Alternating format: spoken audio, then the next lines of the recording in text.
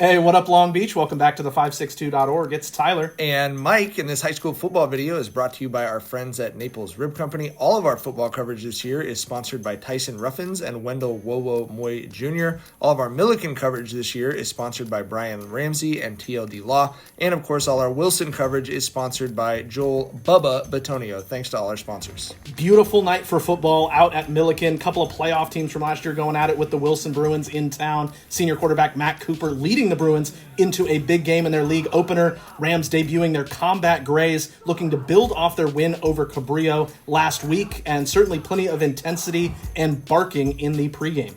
Absolutely. It's a big-time War League game. That's what you want. Bruins coming in calm and ready, looking to get a big win on the road over the defending War League champs. The Rams struggling from the get-go, though, offensively. Zachariah Salcedo with the penetration and the tackle for loss. Kisses to the fam up in the stands after that one. But the Rams defense also stuffing the Wilson running game. This is going to set up a 4th and 5 at the Wilson 38. The Bruins have Thomas Jones punting, but he's going to run it. And he would be tackled short of the line to gain, but a flag comes out for a face mask. It looked like the hand was on the shoulder, but the Bruins get the call and the first down.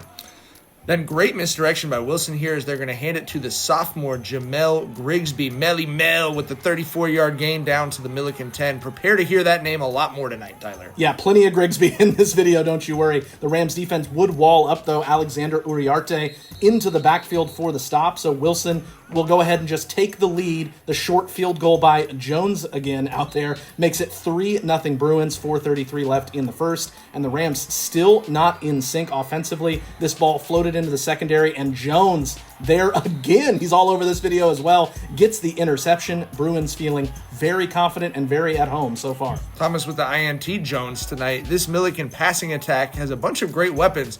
They're having a hard time keeping up with those Joneses as Uno was everywhere, Tyler. Yeah, just really confident football player tonight. Then it's Grigsby flying in to break this play up. The Bruins came in with a solid game plan, and they were executing. Final 2 minutes of the first half, pass goes to Landon Ross for 7 yards. That's going to set up a 4th and 3 at the Millikan 27-yard line. So now the Rams get aggressive on the fake punt. Samson Khan fighting for yards. He needs the 30, but he's stopped at the 29.5. The refs come in and make it official. Wilson ball inside the Millikan 30 with 1:31 left in the half. Refs braving the wrath of Khan there, Tyler. The Cooper is going to link up with Kyle Harris for 35 yards down to the Millikan 4 with the big game. Then more of that misdirection. They're going to fool Tyler. That's what happens with right-handed cameramen. Yeah. They fool the Rams too. Grigsby punches it in for the score, and it's 9-0 Wilson at the half. Should have gone left because you know I ain't right. And Grigsby gets the touchdown and the pat down. TSA approved as they go. That's why I'm a pre-check clear guy. You know what I mean? I like to skip the pat down. I did pre-check, but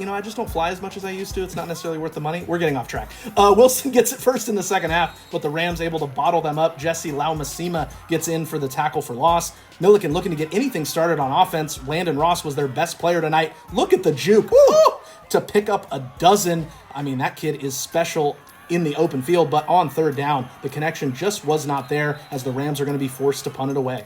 Bruins able to move the ball well and take time off the clock. Obviously critical in this game. The laser from Cooper to Jones, it gets them out past midfield. And every second, when you're looking for a big win, every second counts. And they were really running that clock. Wilson not able to turn that into points, however, as that bad snap would be a self-inflicted wound. Now into the fourth quarter, the Rams go on their best drive, and it was Jonah Tuaniga, I should say, to Jude Nelson 4 times for 42 yards on that drive. The Colorado State commit, certainly the safety blanket whenever Tuaniga needed to get rid of it. And look at this grab by Ross, taking a hit, but hauling it in. Terrific play to hang on. 1st and goal at the Wilson 7-yard line, and on the next play, go Lando on the swing pass. Going to scoot up the sidelines and in.